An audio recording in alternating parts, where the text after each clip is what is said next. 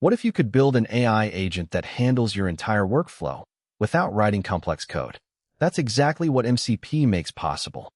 MCP stands for Model Context Protocol. It's an open standard that lets AI models communicate with external tools and data sources in a structured way. Our agent will have 3 steps: get data from an API, process it, and send a notification. Each step is a tool the model can invoke via MCP. Here's a simple MCP server definition. It exposes a tool called fetch_weather that takes a city name and returns temperature data.